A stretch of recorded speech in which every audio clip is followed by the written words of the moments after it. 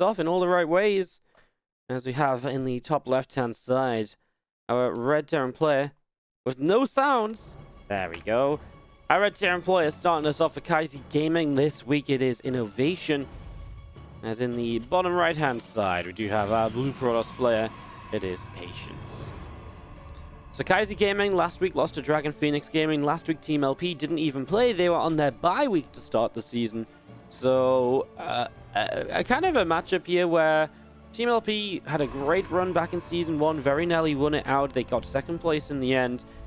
And their team stayed very much the same. But Kaizi coming in as one of the top dogs of the league. And they only lost last week because they played the top dog of the league. Dragon Phoenix game with Dark and, you know, Dark and Cure and Parton. And they're kind of pretty good. So expecting this to be a real clash because the matchups have lined up pretty well for Team LP to actually get a win here today.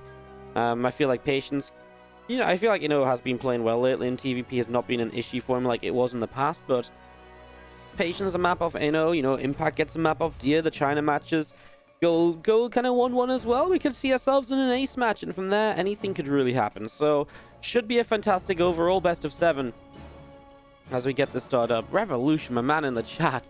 That is a mod sword I ain't seen in a long time. How you doing? Hope you're doing well, buddy. Seen you been doing some live shows from your room and stuff and all that madness. Incredible. You've been stalking the Twitter. You should start playing StarCraft again, buddy. There's the entire TSI boys are back. Everyone from TSI is playing StarCraft again. It's kind of crazy. The passion is insane. What's up, everybody else in the chat as well? Welcome to the stream today. JP the Average says, yeah, boy, more StarCraft. China Team League Championships, let's go. Wookie Leaks in the chat as well. How you doing? Casting Awesome. What's up? Moonstruck Fool, hello. TL Triple M, biggest Team League fan out there, is here and ready for some Team League action. And you know what Patience is ready for? He's ready to proxy the Stargate. Dropping it down over on the left-hand side of the map.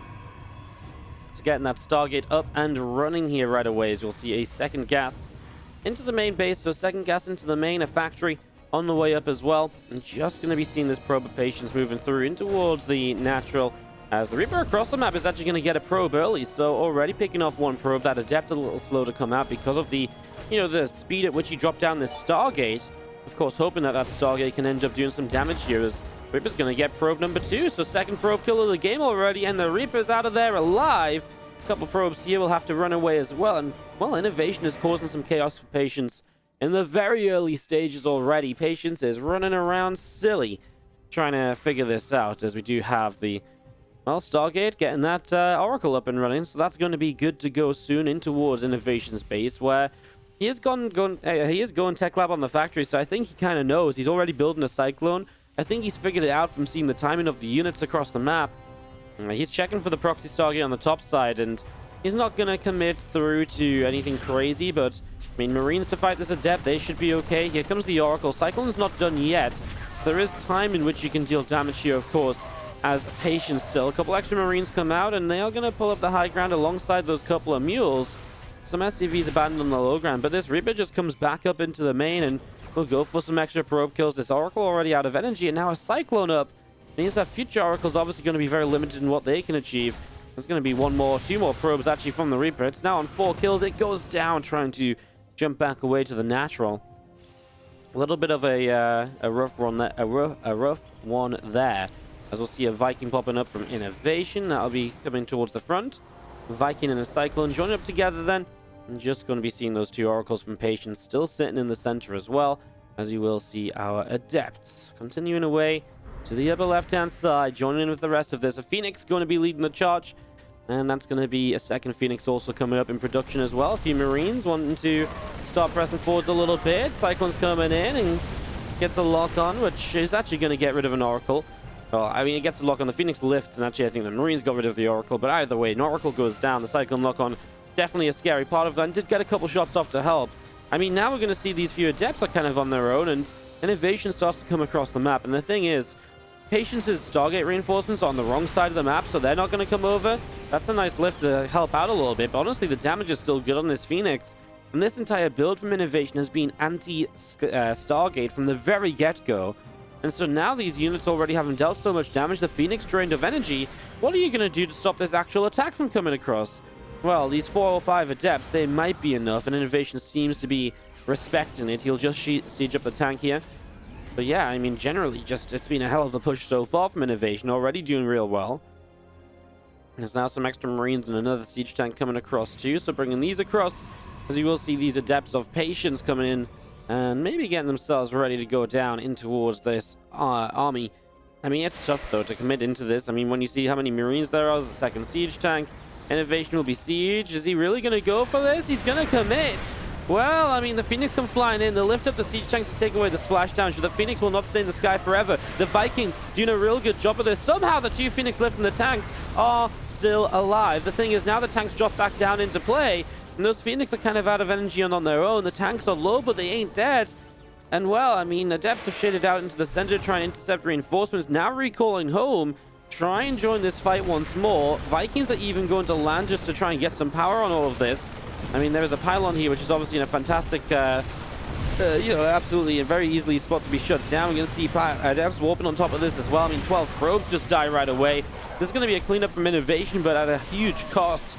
13 probes going down, and INnoVation has done so much in these early few minutes here, putting himself into a crazy good position to start us out today.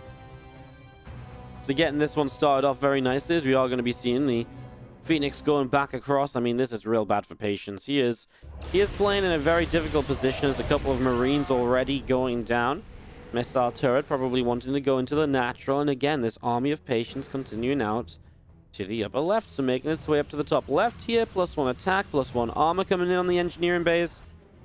And just going to be seeing the Twilight Council on the Forge setting up in the natural expansion. So those are coming up. A robotics facility on the natural as well. A lot of build-up right now, as we'll see our Adepts going to start moving, well, through towards the natural here. Again, a missile turret or 2 able to push those few Phoenix away.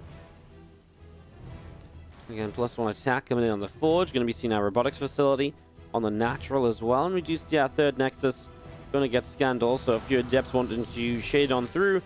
As again, these few Phoenix will make their way into the main base. Couple of SCVs probably going to go down, so already a couple of workers dropping there. There goes the Phoenix, picked off on the top side. I'm just going to be seeing our rest of our Adepts from Patience still kind of sat up in the upper left here, so still a few of these Adepts sat up and hanging around. Going to be seeing a couple of extra barracks dropping in from INnoVation as well, so obviously going up to all 5 of these racks and really powering up for a mid-game push that, you know, once Sim combat and +1/+1 is here, what the hell is Patience going to do to defend? You know, he's going to be up against all of those Terran upgrades without charge. I mean, he's going to have blink, sure, but like no charge? The charge is the upgrade that saves you against these sort of attacks. Like, blink is great for harassing and shutting down drops and this and that and map control. I actually feel like going blink first when you've already got a few Phoenix is just asking to die. After this damage taken as well, I feel like you need to get up to Zealots, charge into this army and just destroy it, and then maybe afterwards you can go blink and add a few Stalkers on. But I don't like what Patience is doing, because the blink's not going to be here in any sort of realistic time to truly make a difference. Whereas if a large push from INnoVation comes across, charge really will be, again, like I say, so critical to helping out. I mean, maybe he feels like he wants blink so he can jump in on top of a tank or 2, or maybe he's going to play with the Robobay coming up. He just feels like he needs the blink to protect Colossi/Disruptors. At the same time, I don't think you should be thinking about protecting your Robobay tech. I think you should be thinking about how you're going to protect yourself at all. If INnoVation attacks, you know you're taking major damage in the early stages of all of this. INnoVation is now going to unsiege and start pushing across. There's charge starting. Again, the Robobay will not really come into this first attack across the map from INnoVation now that he's got stim and combat shields and 1/1 upgrades and all of those other advantages on his side. Medvac on the bottom side got killed off, so the Marines will just rejoin the main army. And honestly, you don't need much here. I think just a main army push is all you want. Is, oh my god, Patience is move commanding down the ramp and he loses a sentry. I mean, these tanks are going to be amazing support. These Widow Mines can absolutely be scary, of course. I mean, the Widow Mines are great against the Zealots, but there's not even any Zealots here yet. He's going to warp in another round of Stalkers. Across the map, Adepts do go into the natural, and they're going to find quite a few SCVs. Rest of the bio coming down. A few of these Stalkers getting picked off. Sentry going down as well. Again, these couple of Immortals probably still wanting to try and come through here. And as you're going to see the rest of this still setting up, and just going to be seeing the Zealots, the Stalkers, the few Immortals. All of this looking great, as we're going to be seeing our shield battery gets taken down. INnoVation on the right-hand side, pushing his way through this pylon, pushing his way through this Nexus. There's going to be seeing the Zealots and the Stalkers, the Immortals as well. All of this wanting to try and press forwards for the moment here. Again, the third Nexus taking some extra damage. These Zealots still do not have charge. And even if they did, they'd be charging into like 7 Widow Mines, waiting to blow up anything possible. Disruptor is a call that I like, and actually maybe should have just gone for the Widow Mines to help clean out. Across the map, these Adepts are still going huge, and they have gotten 20 SCVs, so it's not like INnoVation is dealing this damage while taking nothing at all. The thing is, he was just so far ahead to begin with. So the Adepts are only really doing damage because INnoVation is just being careless. Because in his mind, he's like, well, yeah, I'm going to win the game with the attack anyways. You can kill my SCVs. GG's, and INnoVation is going to take a pretty fun game 1 to start us off here in today's Gold Series Team Champion. Much appreciated. A good old real sub as well. A good old $5 bill. Not seeing many of them nowadays, you know? Thank you so much for the sub. Appreciated. As we jump into the bottom left-hand side, our red Terran player. This, my friends, is INnoVation. He is taking on the blue Protoss on the top right-hand side from Team LP. It is Patience.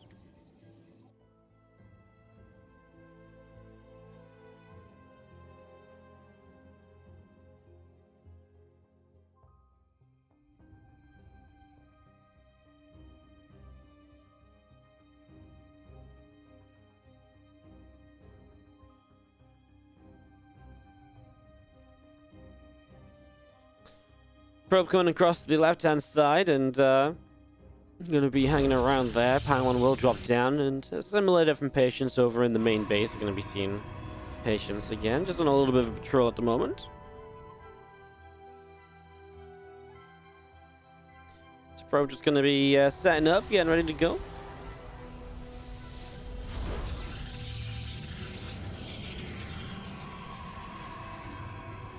Second gateway here going to be the proxy, so SCV, kind of sees the probe coming in.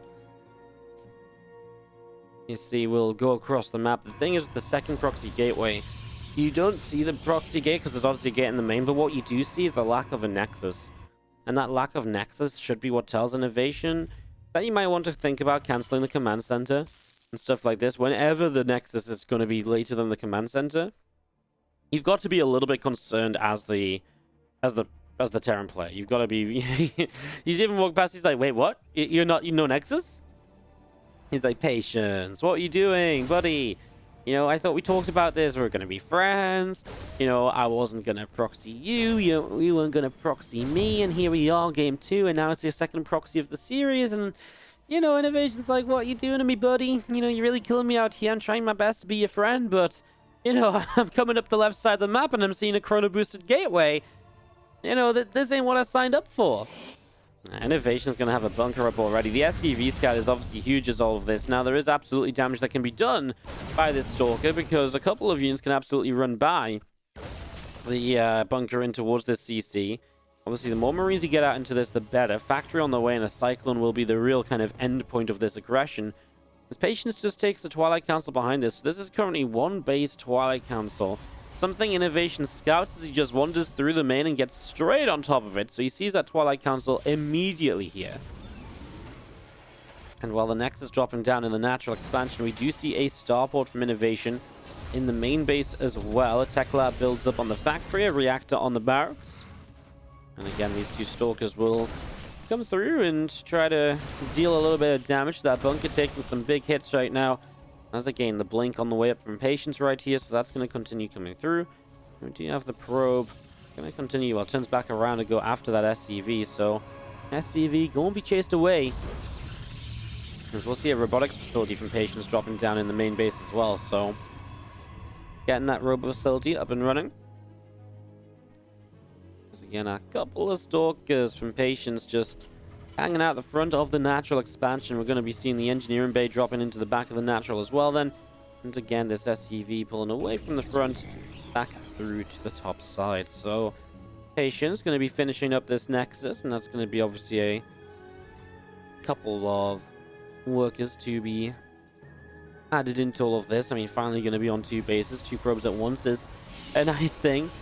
I mean, there's nothing achieved from this proxy gateway, and of course, one of the issues becomes that this gateway will be unpowered, and you're going to lose access to that at some point as patience. That's why you want this blink, because then at least you're going to be able to control the front of this map a little bit better. And at least this time the blink is early in the game, so that these stalkers will have a significant, impact on the game as well. I mentioned the Cyclone, but he actually just went for a straight-up siege tank defense, which works as well. If you were still struggling with like a couple of units running around, the Cyclone is a bit better because of the mobility, etc.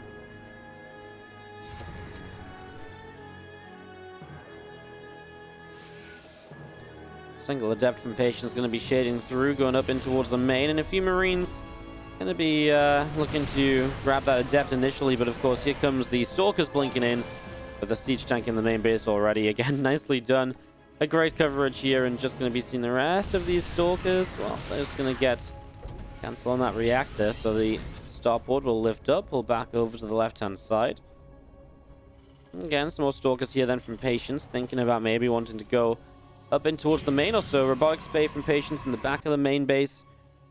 So he's going to keep on teching up. For INnoVation, it's about staying safe and staying alive, and then obviously his advantage will come through at some point later down the road when his army supply is being kept safe, etc. He's not let these Stalkers do anything. Already he's up by a couple of workers, which in a TVP is absolutely fantastic, because you've got to also remember then he's also up in the mules, and you can see INnoVation's income lead really starting to, become something in this game. And so that's going to turn into the army advantage, and of course when he starts pushing, yeah, there might be like a Colossus or so up, but he's going to be pushing with a big advantage, and it's going to be another real test for Patience here to try and figure this out and to shut this down, and that's going to be pretty difficult. As you do see the tank sitting behind the wall off at the moment, some Marines still hanging around in the main, as we do see Charge and +1 underway. War Prism is building out of the robo facility as well. Nexus on the third base also, so again, that up and running with another gateway around the back.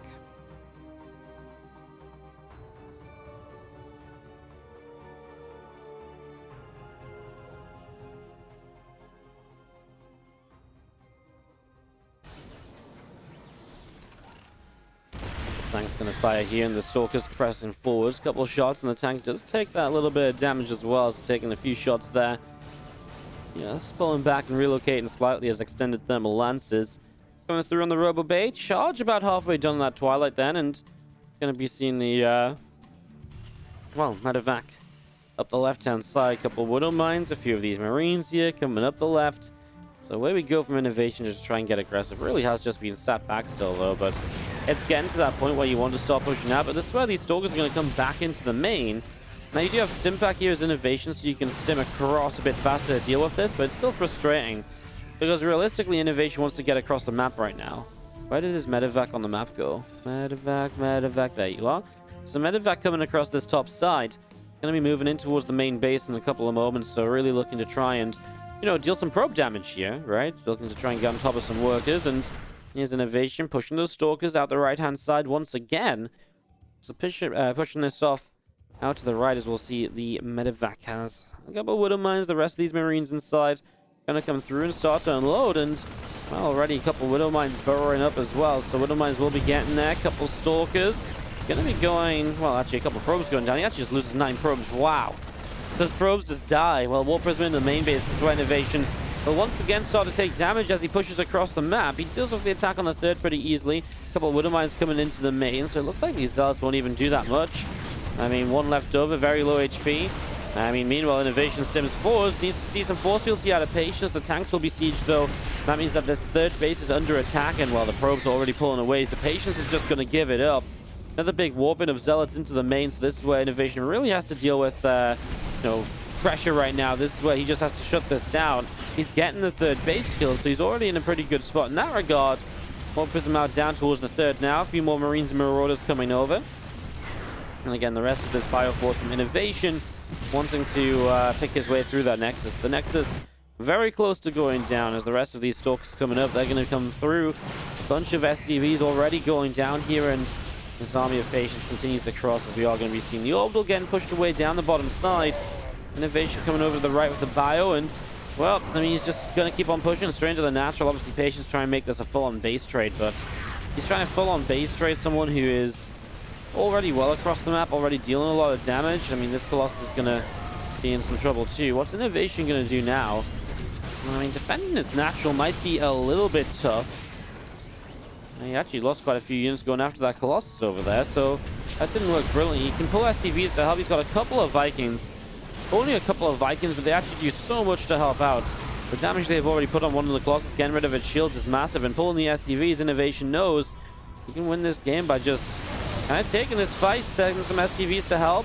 I'm kind of surprised he didn't just wait for the other army to come across and come from the backside, because then, of course, you can get essentially just a surround on this, and you can see Patience is going to recall.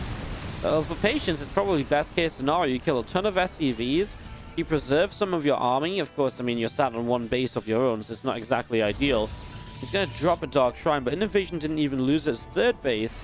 He still has that, so rebuilding workers and rebuilding the economy here from INnoVation should not really be a major issue. As we do have the Bio back out over to the left. Observer continues from Patience to come across towards the natural expansion. Stalkers and Colossus coming down to the bottom side, as well as we do just see a Viking and a few more Marauders coming up. Those Vikings going to grab that Observer, so Observer already going down.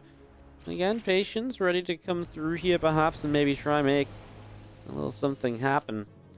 More Prism all the way down the bottom, and just going to be seeing the army trying to push one way, maybe the Warp Prism another. I mean, it's so difficult, though. You're so far behind in supply. You don't... I mean, the Colossus are scary, but there's... I mean, even just like a reasonable number of Vikings, the issue is you don't have the proper support to make these Colossus truly scary. Like, if this was a bunch of Zealots, but actually, you know, in front of this, then these Colossus, it's very hard to get on top of them. But actually, everything that's here now... Sometimes what's here now, it's... This army of Patience is just not that, it's just not that hot, right? Like, you know, Marauders can just stim into this and they won't die so fast, and they're going to be on top of Colossus. They're going to cleave their way through Stalkers, and, you know, then Patience's army's gone. It's disappeared. It's evaporated. It won't exist any longer. So, looking a little bit rough as we do see the rest of this Bio, again, just sat back. And for INnoVation, he doesn't need to rush into anything. He knows Patience was trying to reestablish bases, etc. And once he knows that there's no kind of major harassment coming in, he just shuts down a DT there over that side. Oh, did he not? Maybe just an Observer. There are DTs here, but they're not making a move just yet. Patience looking to hold on a little while. Now a DT showed up and got taken down. Oh no, just wandered by. Got a single shot and actually wandered into the natural. So he's going to deal some damage, but... From INnoVation's point of view, you know what's so lazy from INnoVation? He hasn't even taken down this pylon. Like, he's walked past this multiple times at this stage. That's a bad scan, no conclusive shells. He's walked past that pylon like a couple different times, and he just hasn't killed it off. He could have got rid of it in an entire gateway. Patience has been warping in off that the entire time. Marine comes through into the natural, gets a probe as he's just trying to figure out where the army may be. Enters out to this left-hand side. For Colossus, the Disruptor mix in there as well. You know that can be dangerous. I think there's a couple of Disruptors in here. Well, let's see as INnoVation splits. Well, he splits the wrong part of his army. The other part of his army doesn't split so well. Now he has to split once more. The thing is, as these Colossus are running away, the Vikings are just getting free damage done. And these Vikings are just going to get rid of pretty much all the Colossus. A few Zealots starting to show up. Siege tank should be good to deal with the rest. I mean, as this is mostly Stalkers, with the Vikings landing, Stalkers are going to start melting. Because Vikings are so good against those mechanical units. And, well, just stimming forwards. It's Marauder Viking. It's like a Stalker's worst nightmare. You know, you think of Stalker's worst nightmares, they blink and they end up like, you know, middle of a tree, they can't get out, they're stuck in between something. No, it's Marauders and it's Vikings, and, well, that Disruptor shot, INnoVation. That's literally BM, I feel. He doesn't even split, he don't even care. He ain't moving, he's just moving. Coming across, moving into this natural expansion. And I mean, Patience is desperately trying to warp in some units. There's just no way you really get enough up. I mean, he gets a DT. You might get enough up to clean this out, but you don't clean up the reinforcements. You don't win this game from this sort of position. As Patience is just trying to clean up even these couple of units. He forces a lift and a runaway. He blinks forwards. He believes. Another DT comes in. But I mean, INnoVation has 3 orbitals. He scans. Patience will have to type out GG. As the first 2 matches of this best of 7 between Kaizi Gaming and Team LP will go the way of INnoVation. And that means that obviously games 3 and 4 coming up next. That will be Nice versus Yehshua. So... sorry, not Nice. Scion versus Yehshua, right? No, it is nice. Sorry, I got my teams mixed up. Nice versus Yehshua for games 3 and 4. Industry. As we kick this off and get this underway. Game number 3 of this overall best of 7. Kaizi Gaming with INnoVation have taken a 2-0 lead here. As we have Nice now. Sorry, this one is Nice. The red Protoss in the top 12 o'clock position is Nice. Representing Kaizi Gaming. His team up 2-0 as Yehshua comes out from Team LP. Try to save the day. Obviously not looking too hot for Team LP after the first couple of maps. I would think it's fair to say that INnoVation kind of made Patience look really bad. He kind of did, right? I mean, okay, game 2, Patience didn't exactly get off to the hottest start, but INnoVation did everything correct. I guess you could argue that in game number 1 as well, but I feel like INnoVation just had consistently good scouting, consistently good reads, had the exact responses, and he really took very minimal damage to anything Patience tried to do, which meant that by the time his army came across the map, all the bits that were missing for Patience because he'd been trying to be aggressive and unsuccessfully hadn't managed to do anything. Then there was like, then there was kind of misses of his armor piecing, and he just misses of his armor piecing. What? Misses of his armor piecing? Did I really just say pieces of his armor missing, guys? And INnoVation kind of struck exactly where those points were and just had overwhelming armies. So here we go into the PvP now for Yehshua to try and, well, make Team LP look a little bit competitive, because that's definitely not how they wanted to start their season.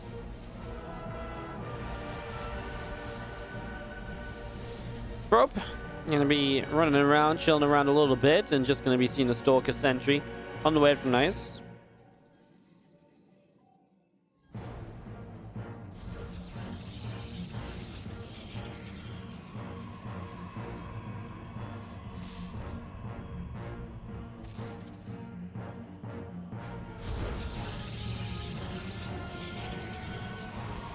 Couple Stalkers on the either side then to follow this up, as we will just be seeing the 2 Stalkers apiece, and Yehshua definitely a little bit more of an aggressive player right now without any sentries. Obviously getting a lot of fighting units up, whereas the sentry really gives you that hallucination, gives you a lot of info. Nice going to play this safe and go robotics facility before he expands, so really being very cautious here, as it looks as though Yehshua's going to get away with cutting that corner. Much riskier what Yehshua is doing than what Nice is doing, because Yehshua has 0 idea and he has 0 scouting because he doesn't have the hallucination or anything, so he's very blind. Now, he will have a bit of scouting via the, a few Stalkers coming forwards, etc., so they can come in and try and see what's up. As on this watchtower, he does see a Oracle moving through, but apparently he's not too concerned. He's pretty confident that this is a hallucination, so he's not worried about that at all. No reaction at all. So the hallucination does its job, just comes in to scout from Nice. And he gets to see there is indeed an expansion. So his expansion is later. The Robo is fast, and we'll see what he can do with that. He's just going to start Chrono Boost down Immortal right away, and probably a Warp Prism to follow up as well to maybe get a bit aggressive, as these few Stalkers obviously should be outmatched. It's not like Yehshua was really committing to anything too aggressive, so there's no reason he should be able to do any major damage here. Although that's a good little bit of micro to start. The 2 sentries definitely not the best in this scenario, but still that little bit of extra damage should even it out, and obviously then you get defensive Warpins to help up as well.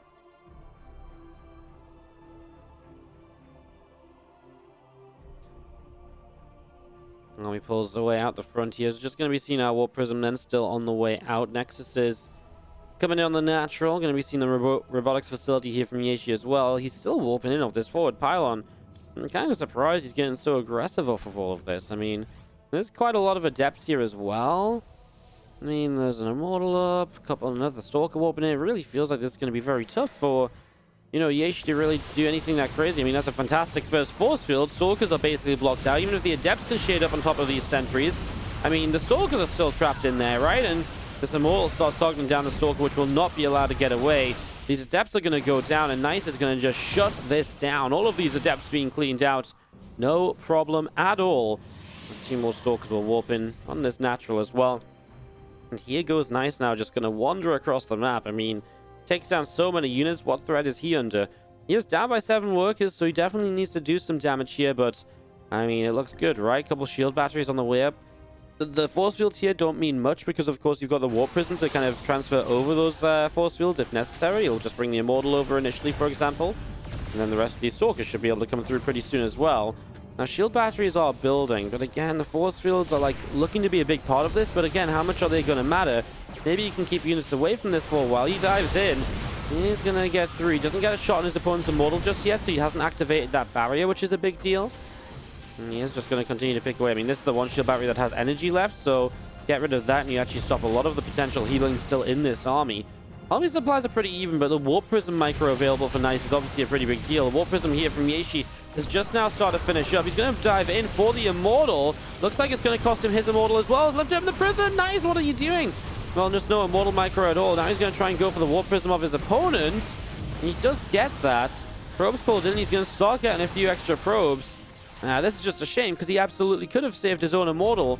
And for no real, like, without any, even if it's low HP, you get the shield back on that. That's a bad boy. It does damage. You know, it's a beast in the units in the army composition in this early stage of the game.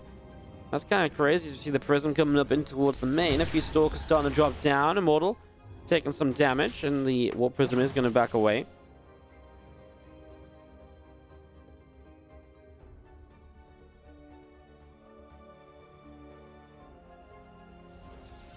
Going to be seeing this Prism back out towards the Watchtowers. You do see Resonating Glaives. Chrono boosting out here from Nice as well. So again, that Glaive's up and running again at Prism, making its way around the top right-hand side. I like the Glaives because I feel like when you're at an advantage, the Glaives really does come in and lets you close out a game very quickly, as we do see the Prism down the right. Just going to see the Observer setting up on the natural, and again, a few Stalkers already starting to unload and picking up a couple of these probes. Two probes going down, and the rest of these Stalkers pushing through. The Prism is going to be backing away. Again, Immortal still coming out. Resonating Glaives just again passing about halfway marker. And 5 extra gateways all continuing to come on through as well. So those are going to be finishing up both of themselves into warp gates. And again, the Prism just going to be making its way out into the center of the map. So we're going to unload a few of these Stalkers here.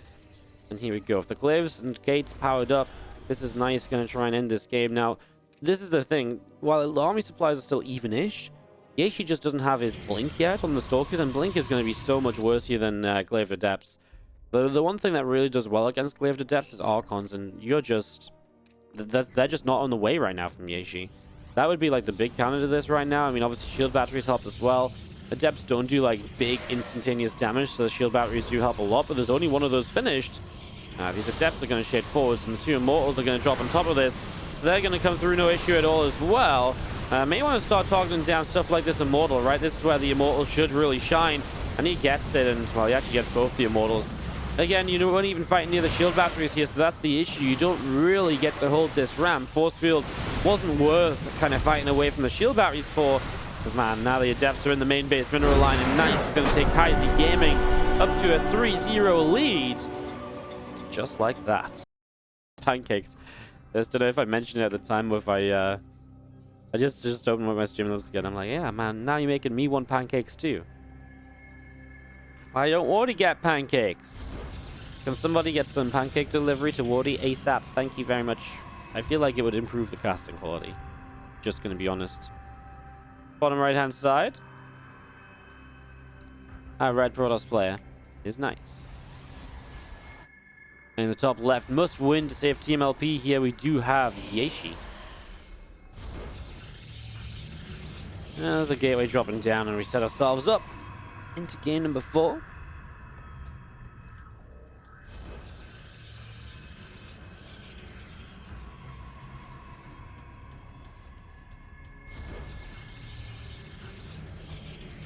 I was going to see a couple of assimilators coming in on either side, setting this up, getting this underway. Another probe or so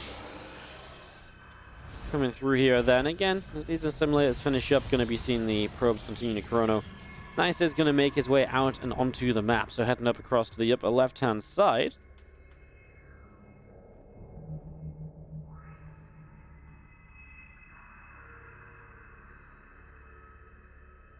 What will Yehshua choose to go for this time around? I mean, he was just... he just took a bad fight. Initially, the Adepts and Stalkers across the map, they did absolutely nothing. Like, truly absolutely nothing, which is obviously kind of crazy. As the probe of Nice pops up in towards the main base. Second gateway, Cybernetics core coming in as well. And you just see, I mean, pylon here initially from Yehshua is... I kind of want to believe that blocks the Nexus. Like, I kind of believe that blocks the expansion, but maybe I'm just being crazy. Does the expansion really just sneak in, like, right here? Maybe, I guess. This goes here. Must be kind of close, right? Anyways, Nice is getting a scout off on all of this, and he sees the low ground pylon as Stalker and the Sentry being made initially. So our first 2 units here from Yehshua. This time he's going to be doing what Nice did in the last game. Well, Nice actually just goes double Stalker, and he's even going to go for the Stargate as well. So 2 gate Stargate opening for the PvP here, and obviously can look to expand a little bit later on as Yehshua. It does just sneak in. Yeah, I guess it just makes sense. It's just when you know, it's one of those things where you've seen a Nexus build on this natural 1,000 times, but sometimes you're just like, is it? Where's placed in like that perfect position to expand with? You see what I mean, right? Like, it's very close. It's very close. We do see the couple Stalkers going back up to the upper side. So a little bit of aggression here, actually, and the Stalker of Yehshua is out of position, but now he's going to come in from the right, and he'll get a few shots off on this, and this should be a fairly even trade across the board. Something is... Oh, nice force field. Oh, that's really cute. Can he get a single Stalker out of this? I think so. Oh, and the shield battery comes up. Nice try, though, from Nice to sort of salvage something from that. Also, just a beautiful force field from Yehshua. Exactly what he wanted there. Very nicely done. Very nicely done. Up, Stalker coming around the top side. A few Stalkers coming at the front, and this probe of Nice has proxied a pylon. Remember, he's got that Stargate that was building, and then we're about to see the first unit from it. Finished in a couple moments. The Oracle pops out and will start to come out and across towards the upper left-hand side. So the Oracle coming out through into the center here. There's a few Stalkers hanging out on down and around the low ground. Obviously, a couple extra Stalkers warping in. Yeah, a couple of more probes coming through as well, as we do see Nice just backing off a little bit. And the Oracle will take a turn into the main base, as they're just going to be going in for seeing a little bit of what's going on. Obviously, all these Stalkers continue to gather up together. 2 Adepts, 3 Stalkers, and wanting to press forwards and towards a bunch of those probes, etc. It's going to see that forge dropping down into the main base. Again, the blink coming through, and yeah, a couple of Adepts trying to make their way up into that main as well. So away they go.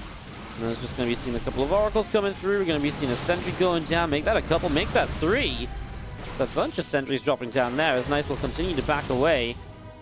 Stalker drops and Adept drops as well. And it looks as though Nice will get all the way back out through the center of the map. Yeah, it was one of those... I mean, it's kind of funny because the roles feel pretty reversed this game to the last game. Where last game it was very much so a case of, oh my god, you know, Yehshua's attacking and it's not really doing much. And this time it's Nice that's attacking and not doing much. But I will say, of course, Nice didn't really lose as much here as Yehshua did. And he did kill the 3 sentries, which is obviously a pretty big deal.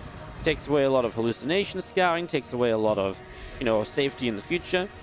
You can see that Nice is a little bit afraid of this follow-up blink coming in. He has scouted the Twilight Council, he saw the Stalker count, so he knows what Yehshua's going for. Those Stasis Wards should really help any sort of blink-ins to try and deal damage. Obviously, you've got the Immortal building here from Nice, so one of the common moves is to obviously blink on top of the Immortal, take that down quickly. If you get Stasis in that process, obviously it saves the Immortal, and obviously the other thing you do with Stalkers is typically blink into the main base, try to deal some damage there, as we do see the Robo facility in the main getting started up as well. Another gateway dropping down, and again the 2 Oracles wanting to fly in towards the natural expansion. As a couple of Adepts came in, so there's a little bit of, do I save this or do I save that? What are we fighting here? In the end, only 2 probes, which I feel like is actually really nice for Yehshua, considering that Nice had Oracles and Adepts both ready to go.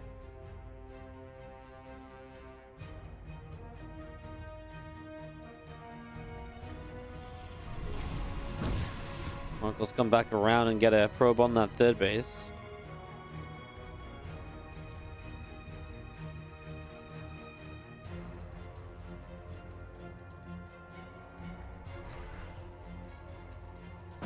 Stalker's coming up. Oracle going to take some damage. Obviously try and get back into position to try and deal some more. Now, the next step of this is obviously being revealed, and both players moving towards that charge. Temple Archives for the Archons here from Yehshua, but actually we see a Dark Shrine out of Nice. So He's going to go DTs, which obviously adds in that harassment. It's more expensive to get DTs into Archons. Hence why you would typically prefer to build High Templars into Archons. But of course, the DTs have that added effect of, you know, they do harass, right? They do have an extra kind of little something to them.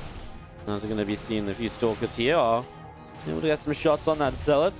Zealot is taking quite a bit of damage. As again, the Dark Shrine just about halfway done. A few extra Zealots warping in on the natural. Hallucination flying straight over these Stalkers and Sentries there. That gets taken down. Nice just doesn't want to sit out on the map and get caught by Blink Stalkers. This Warp Prism shows exactly what does happen if you stick around a bit too long. Love the stasis on that third base as well. Just try and slow it down a little bit further whenever possible. And these two Oracles, while low, still alive.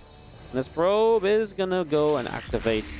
And that's going to be the third again. Just held off for that little while longer. So nice doing what he can with those Oracles. The earlier stasis wards he built now going to fade away. But of course, you're kind of past the point where you're worried about like a heavier Stalker count just blinking in on top of your units or your main. So you're kind of past that kind of danger point as we do see the first couple of DTs moving out. And now the Templar Archives behind this. So gotta really hope these DTs do something though, because this is quite the investment you've made to then not really achieve much if the if the DTs get shut down. You've built a Dark Shrine, 2 Dark Templar. It's obviously delayed your Templar Archives. Your +2's a bit behind is nice here as well. Man, he's just gonna walk straight into an Observer. Zealots are gonna charge in after the DTs, and that's gonna be a cleanup. Yep, it is. Both the DTs dropping down already. Which is kind of crazy. Again, a bunch of Stalkers up on that 12 o'clock position.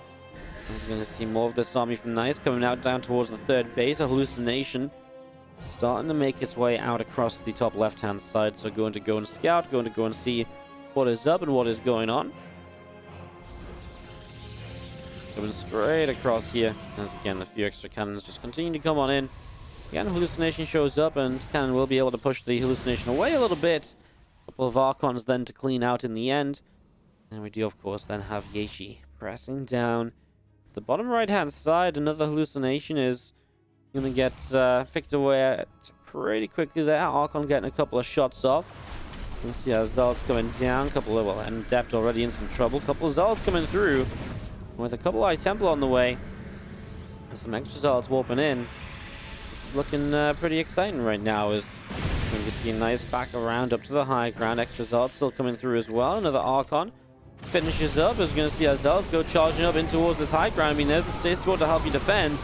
Way less Archons here from Nice.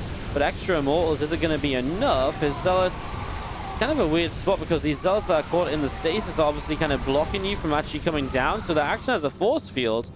They will obviously come out of that Stasis and be able to recommit to a fight soon, and they are going to get, well, picked off pretty quickly. The rest of the army didn't come up the ramp in time. New Archon from Nice on the way. He's fighting this without +2 attack, so he's down an attack upgrade that he should probably really have at this stage. Another round of Zealots continue to come in. The shield battery's helping a bit, but there's just so many Archons still from Yehshua. But is it going to be enough? He needs Zealots of his own right now, else he's just busy killing Zealots while not getting much else. I actually think that's going to be a little too long without the Zealots there, as the Warp Prism might grow good as well to save a lot of these units. A couple of very low health Archons now go down. These few Immortals standing their ground as they are also obviously very low at the moment, but there's just nothing left from Yehshua. And what started to look so good for him initially turns into a hold from Nice where he has 4 Immortals remaining. Now he has +2, and Nice is immediately going to launch the counter attack because he knows for a fact that this army of Yehshua is going to be really lackluster compared to where it would have wanted to be. I mean, this is just going to be seeing another Archon wolfing in right now. The army continues to press forwards and just going to be seeing, I mean, Pylon going down. Nice, this army looking to push up this ramp, and here we go. Zealots, Archons, and Immortals coming through here. These Zealots coming straight on in, and just going to be seeing a few extra Zealots wolfing in as well. A couple of Archons being chased away. As though this is going to be a complete cleanup, and Nice is just going to turn this attack around into a victory. And that means victory for Kaizi Gaming as they go 4-0 here. Of course, we do still play games 5 and 6, but yeah, it's 5 and 6 games 5 and 6, which don't have as much meaning as we would have liked them to have. GG's. Nice. 4-0 for now. Number 5 of this best of 7. So I know everyone's about to be like, oh my god, I can't cope with this. because Kaizi Gaming are up 4-0 in a best of 7. That means the series is over. And it is. The series is over. The series is won. But we still play every map of the season. It's something designed so we get a certain amount of games every day.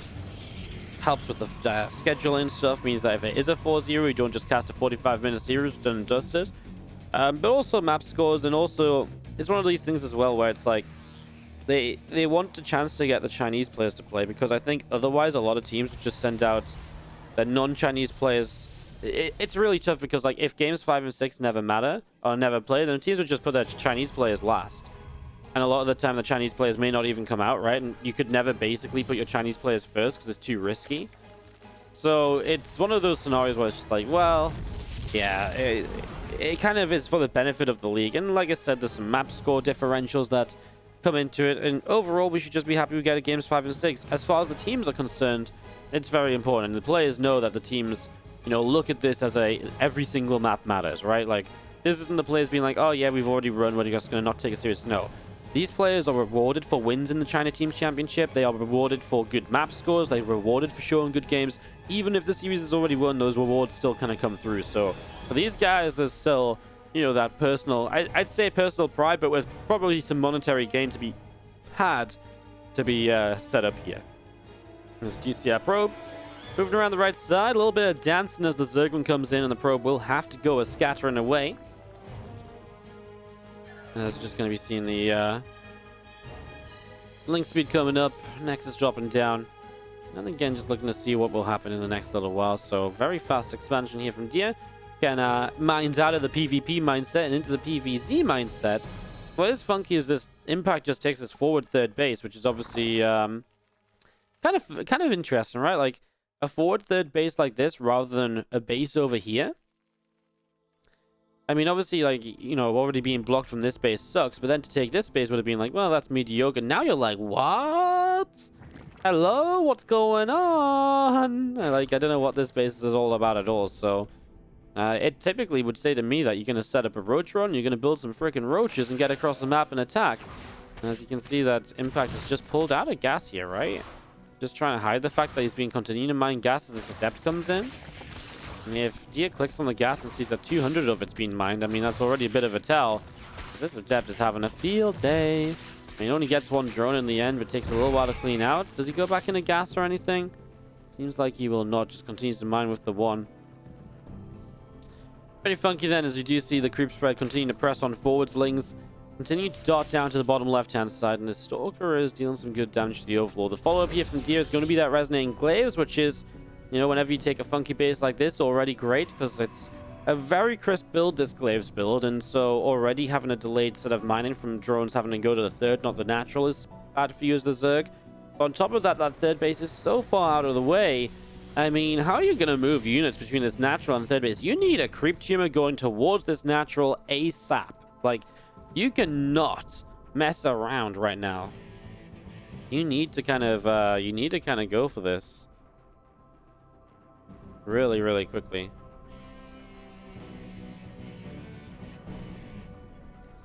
Up, just going to be seeing the few Lings pulling back. Roachron is going to be completing here from Impact in a few moments' time. So like I said, he was building up a lot of gas early, and he's gone back into that now, and looks as though he is going to put it to use. He has this rich Vespene gas as well, so he actually has that boosted gas income on his second gas. That's really nice for morphing in the Ravages, etc. So that seems to be the plan here from Yeshi. Sorry, not Yeshi, from Impact. So like I said, there's got to be a reason to take a forward base like this, and this seems to be it, right? This seems to be the idea. As you see, 8 roaches now currently on the way up. Going to be seeing those few Adepts up the right-hand side. Stalker is going to take down the Overlord, so that drops down already. Again, these Adepts going to be pulling back as they go up in towards the natural expansion. So running in over here and going to get a couple of drone kills as well, it would seem. As these few Zerglins continue to run over too. And they're just going to be seeing those Adepts coming back behind this mineral line. So, again, doing a pretty decent job of this, as now other Adepts trying to come on in. Trying to see what is up. Warprism will load up these few Adepts if he wants to try and get ready to go. Adepts back down to the natural expansion and going to get themselves a few extra drone kills. Honestly, nothing super crazy, as Impact is just going to drone up and laugh from here.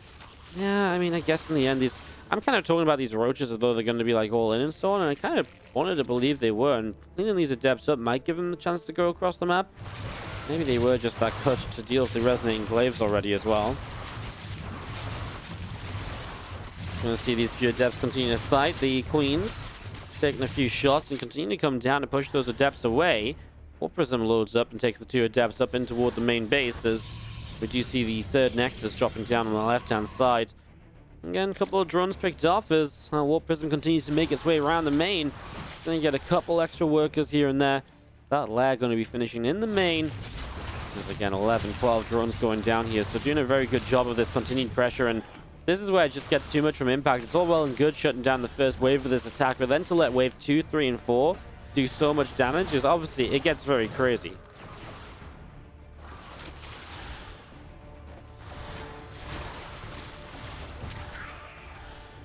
Gonna see the 17 drones again, just all going down. I mean, so much damage dealt, and the War Prism still just sat here waiting for, you know, the next step of this. And if we go back home, I mean, look at this army. Talk about sentries, immortals. I mean, it's everything you would want. It is everything you would want in this, as we're going to be seeing the War Prism from Dia going back around in towards the main base. A Corrosive Valve drops again. Prism just comes away off over to the side.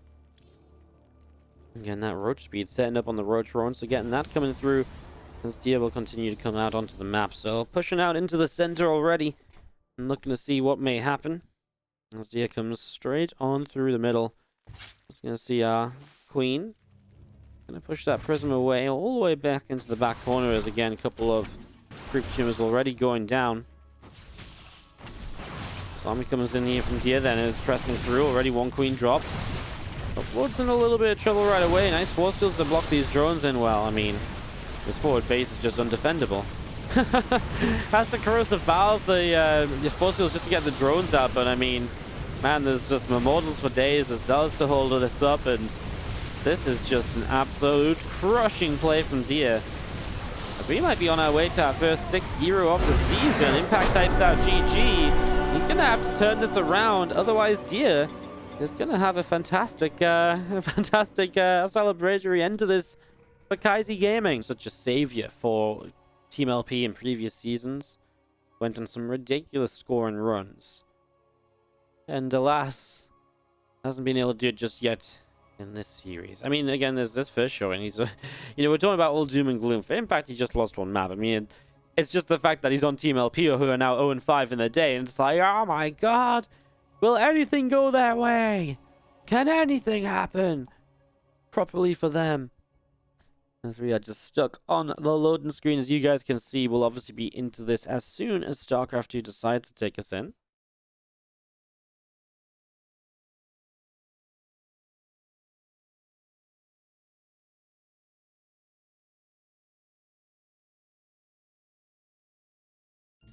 There we go.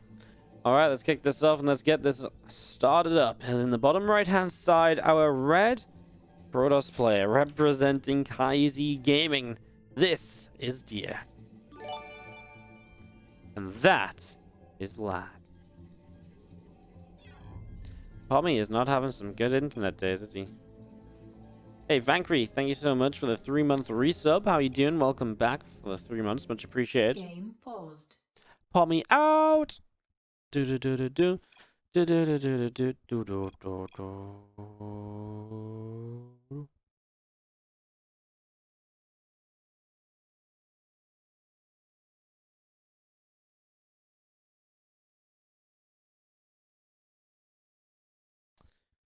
There we go.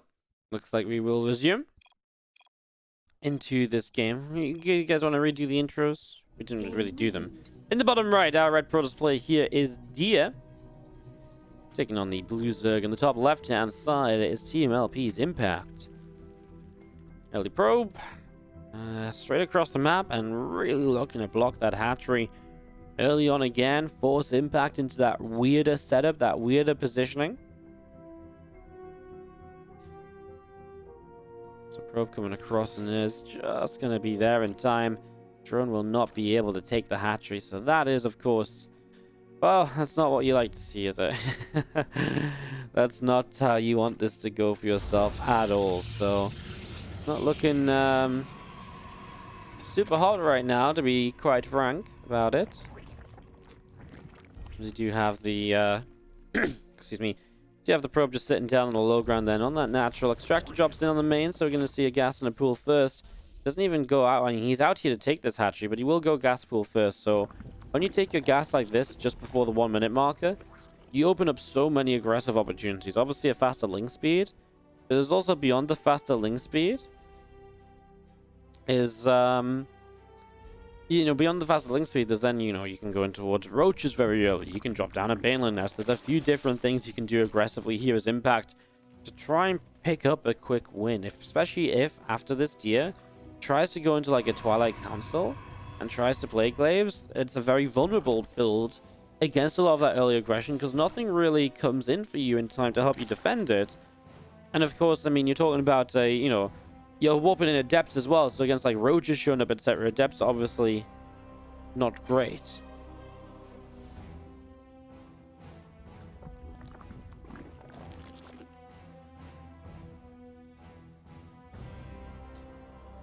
Probe comes out around into the natural expansion. Nexus building in the natural as well. Overlord just going to be flying through at the front.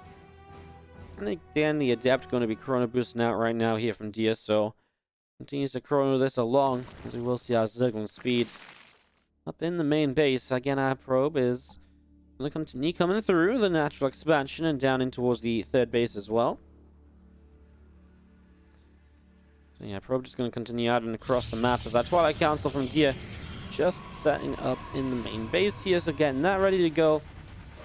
As again, the Adept from Dia just continues to come out over this left-hand side. So, going to be bringing the Adept across over to the left. Going to see these couple of drones already. Going to be in some trouble. Smoke Roller drops down. As you see our Zerglings going around, and the Adept just going to put itself in between those couple of mineral patches. So, again, a good block right there for the moment, as again, already causing some issues. There's a Twilight into that Robo, so we could be seeing that Glaives once more. Unless you want to see like a switch up and in towards like a Dark Templar or something.